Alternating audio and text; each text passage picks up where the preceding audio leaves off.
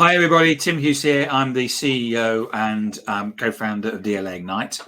I have a really interesting guest today, and we're going to talk about how organizational networks can impact on digital transformation. Really super excited. Do you want to introduce yourself?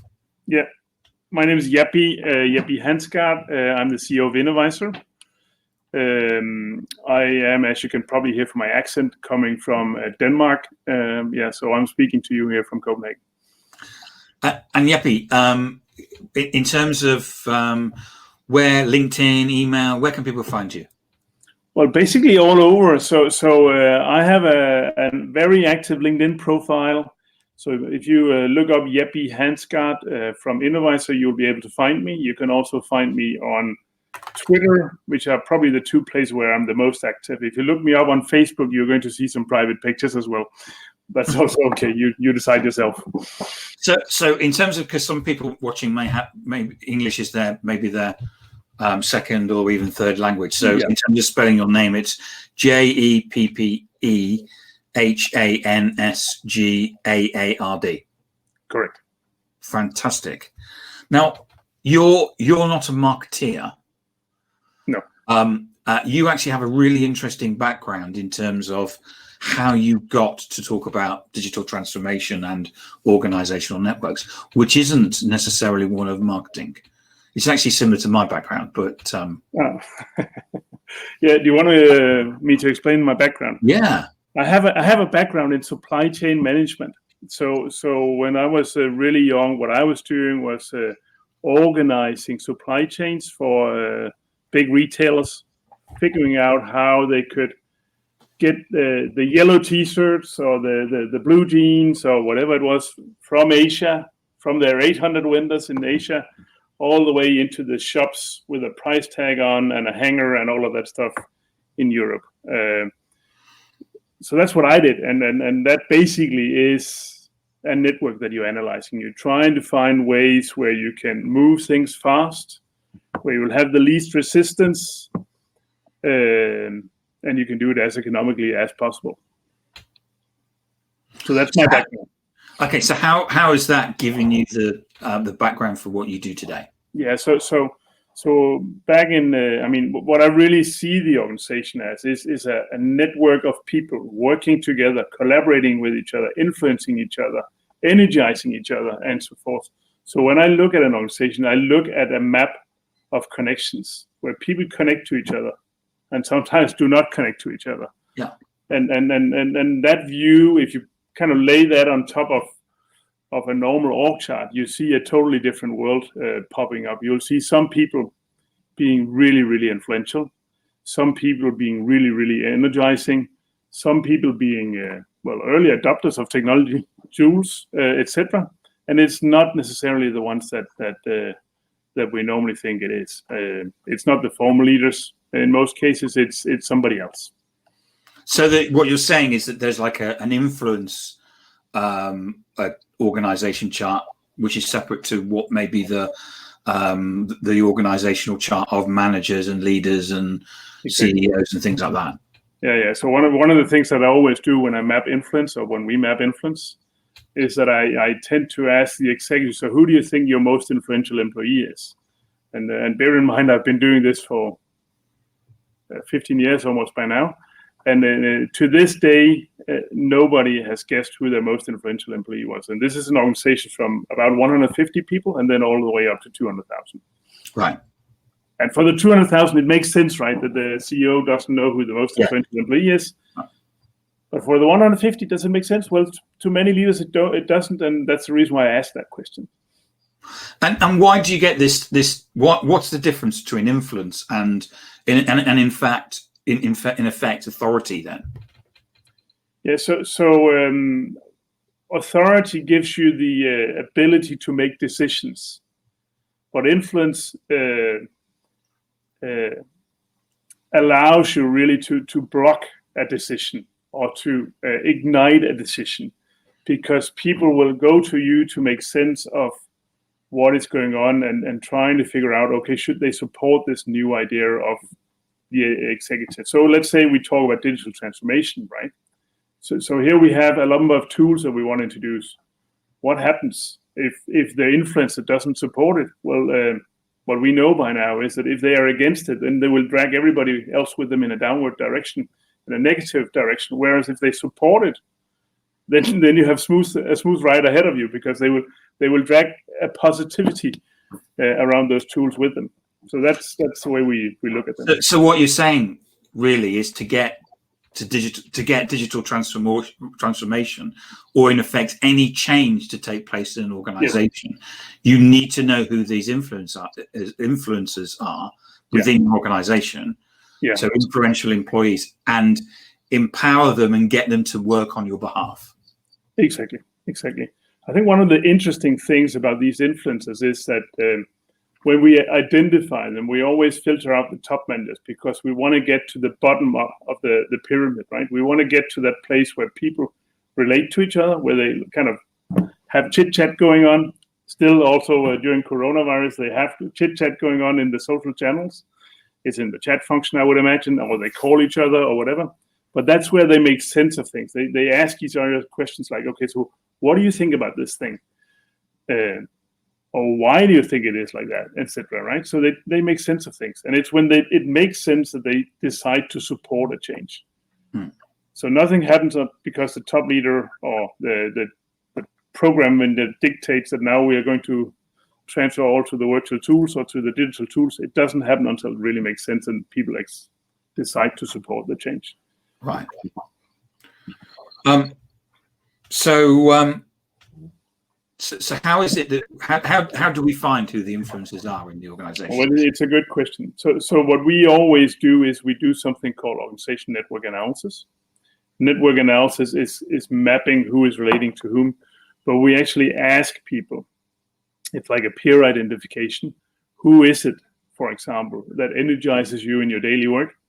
Or who is it that you go to for help and advice in relationship to something, etc. And then it is that you see these fun stories where people that are completely hidden suddenly surfaces in the organization. We did one thing with a large technology organization, and they had 12,000 people where they wanted to introduce some centers of excellences, really.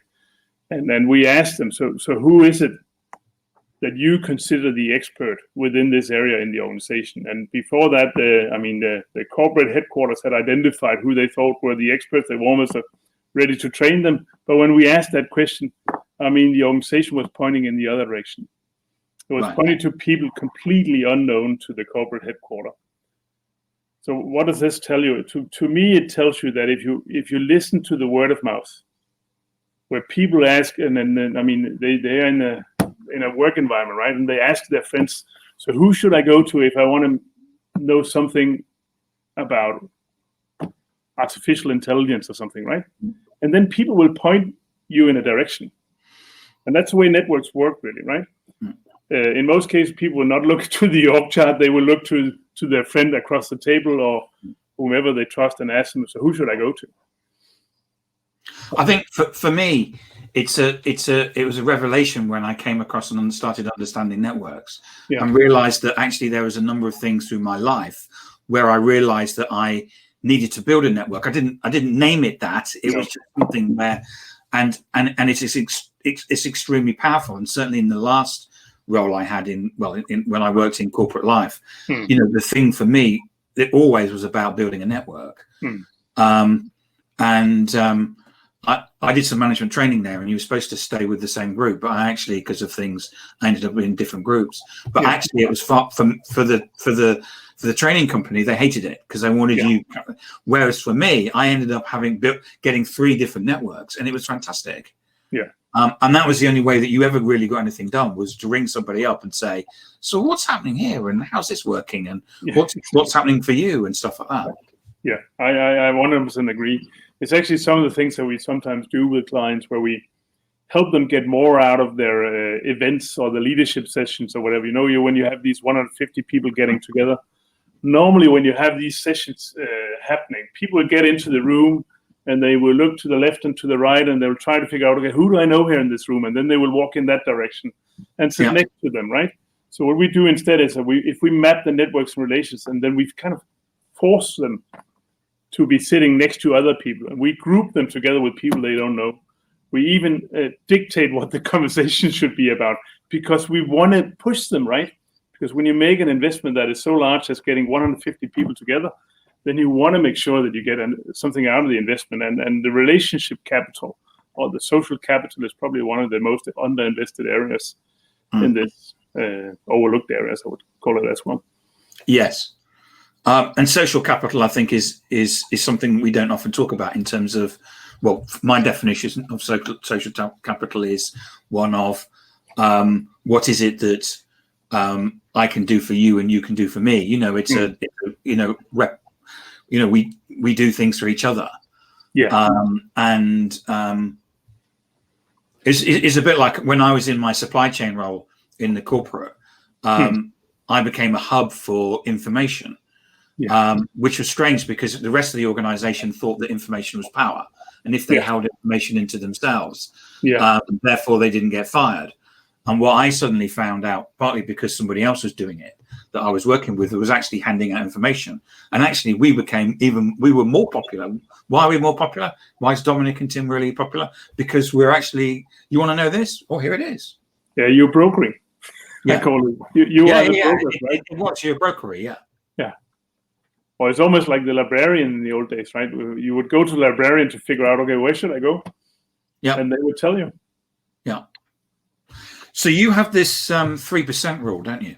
Yeah. So the 3% rule is something we've done with influence, and I have to say it's something we stumbled upon after doing this for. I mean, because you're Danish, you're so modest, aren't you? Yeah, we've done this for a lot of organizations over time. So one of the things that we discovered is that if you work with organizational change, right, and you want to identify those people that have the influence below leadership level, right? If we wanted to pick the right people across the organization, so in all the small tribes and silos that you had all around the organization, if we could pick the right 3%, then they would actually impact or shape the perceptions of up to 90% of their colleagues. Right. So that's a pretty powerful group because, I mean, they can basically make or break any kind of change, including digital. Yeah. If they speak against you, you're in trouble.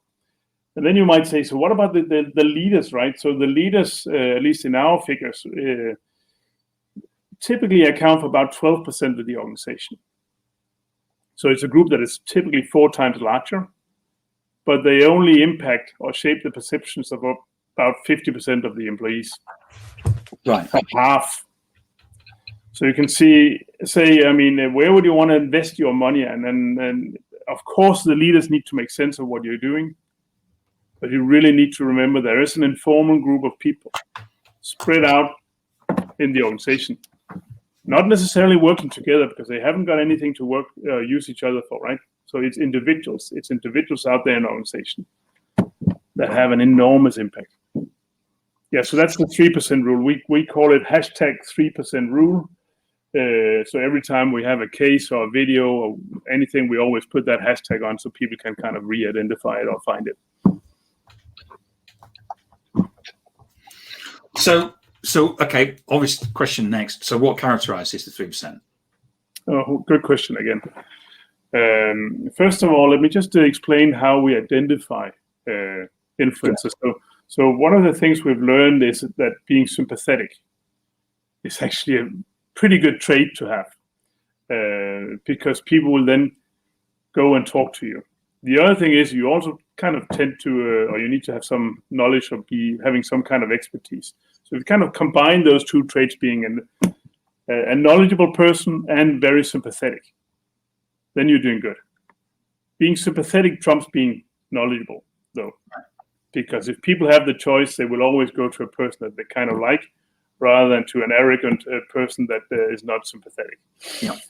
So that's just the way it is. And I think it's one of the things that we learned over time, and I didn't know that at the early stage, is that these people, they tend to be more introvert than extroverts.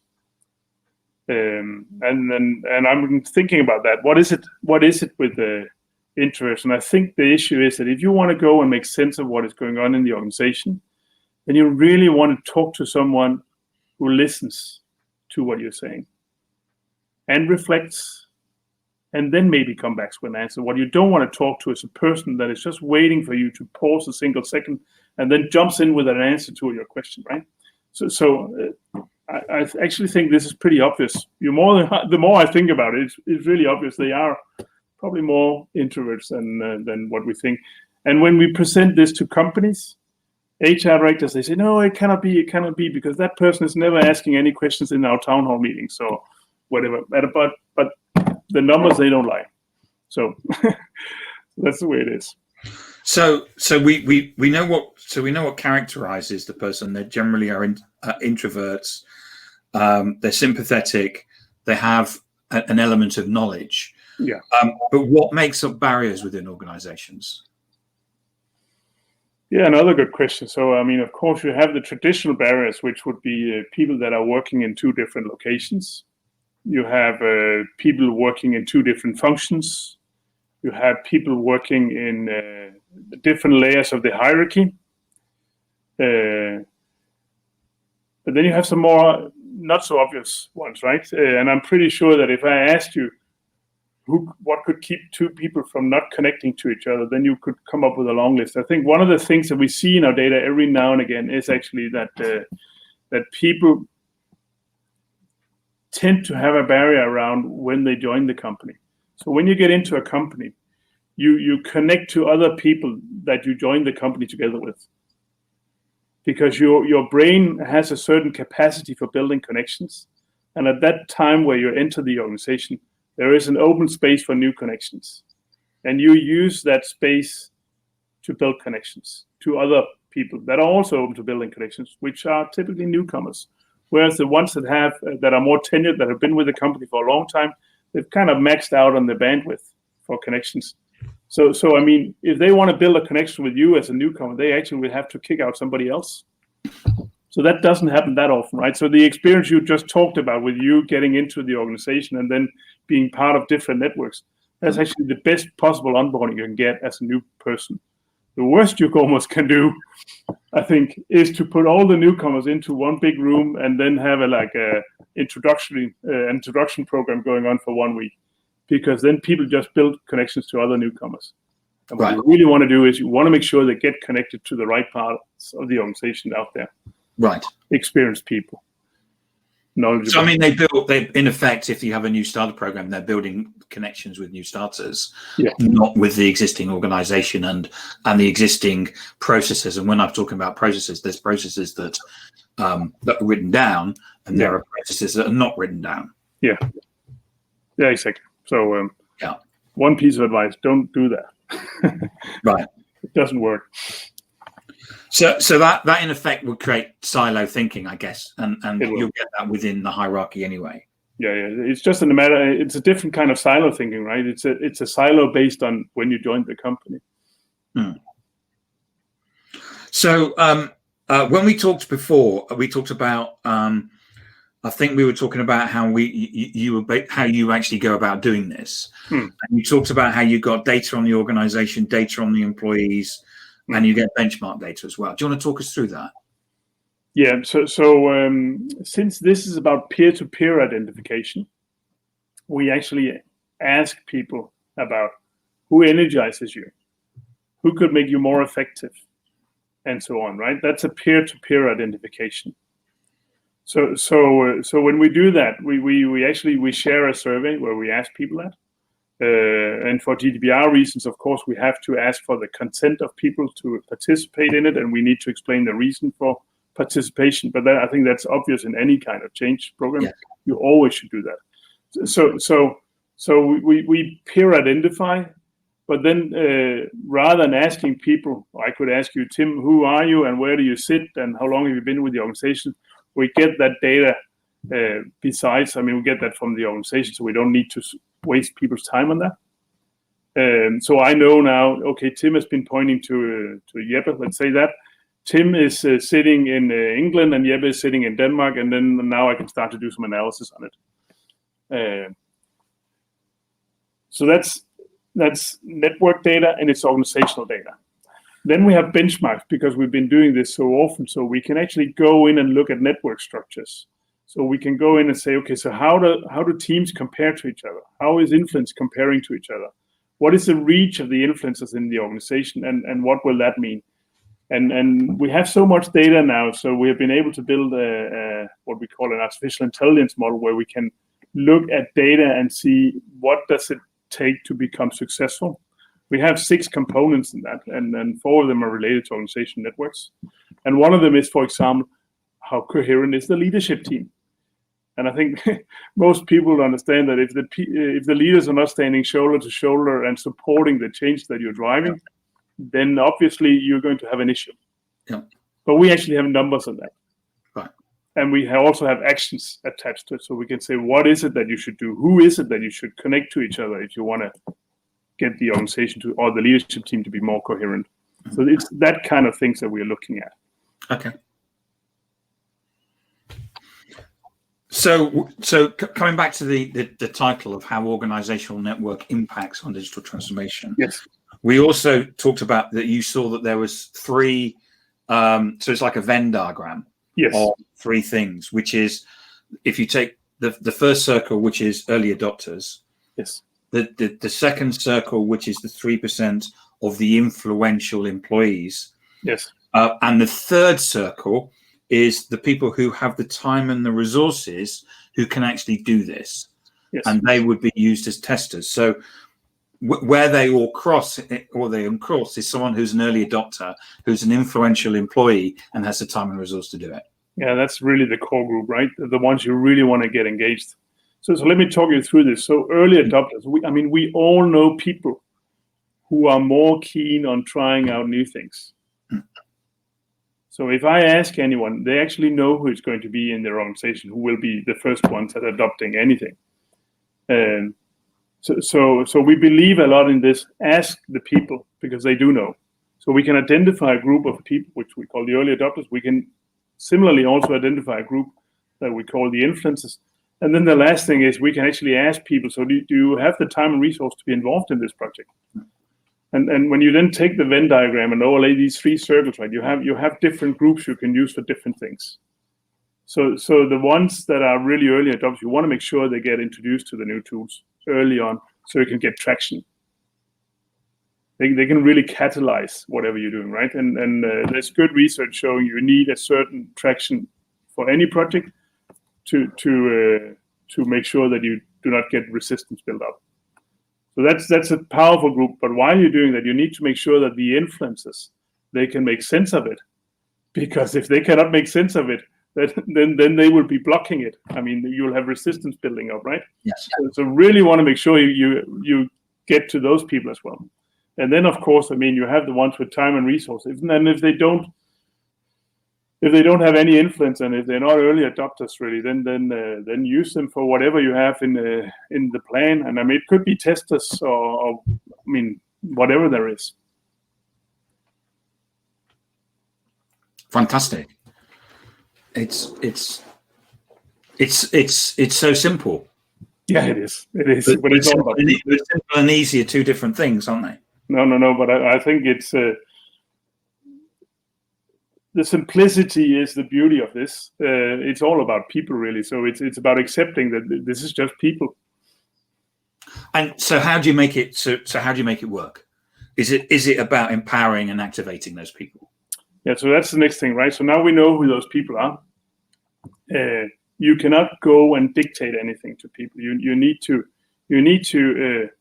In many cases, I mean, to the influencers, it's a lot about listening. But then it's also about, okay, can we co-create activities together with them? So let's say it's the digital tools, right? How do you make sure that they get to co-create some of the activities you have in the organization? If they co-create, you suddenly turn them into insiders. Right. And if they become insiders, right, they're going to speak your case at the, in lack of better word right now, the virtual water cooler, right? They're going to be supporting you. And that's what you're looking for, right? You don't want them to speak. So your definition of an insider, in effect, is like an internal champion. Yeah. So you're turning them from their influencers, but then you get an internal champion. Yes. It's very much actually like marketing, really, right? So it's the same thing you do with influencers outside. Make sure they know what it is, and maybe they even dress up on an Instagram picture. I'm not sure you can do that in inside organizations, but that's what it is. Well, I was introduced to you by Mike Klein. Yeah.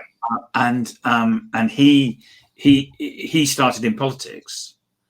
And I interviewed him a couple of weeks ago, which and he talked about the Abraham Lincoln method of basically winning elections, which is finding the people that support you, finding the people that don't support you, and so you then have to convince the people that support you to go to the ballot box and vote, and you've got to try and take the people that don't support you and convince them to support you, and then go to the ballot box and vote. And it's quite, if you're working on anything to do from an employee perspective, it's not just about winning hearts and minds, it's also about getting them to do something. So Mike's 5 principles there from Abraham Lincoln are really, really powerful, and I think it's the 5th or the 4th principle that sounds like this: to persuade the undecided, send in someone they trust. I actually put that up on PowerPoints when I do lectures. Right. And then I changed the word "they" with "we" into "we," and then I asked people, so where do you think the error is in this sentence? And nobody really guesses it, right? Because we are so. Our habit is really that we always find out who is it that people trust. We identify them ourselves. So every single time we do a change program, right? You sit in the central group and you point out to the organization, we should get Peter and Joanne and Paula involved because we know them and they're good people, right? But what Mike Klein is saying really, we need to do something else. We actually need to ask the people, who is it that you think we should get engaged in this? And that, in its essence, that's what we do in Innovisor. We build the engine for asking that. Right. And you build an environment and a framework to do that, yeah. Yes, exactly. But I really, to persuade the undecided, send in someone they trust. What is not to like about that sentence? I love it.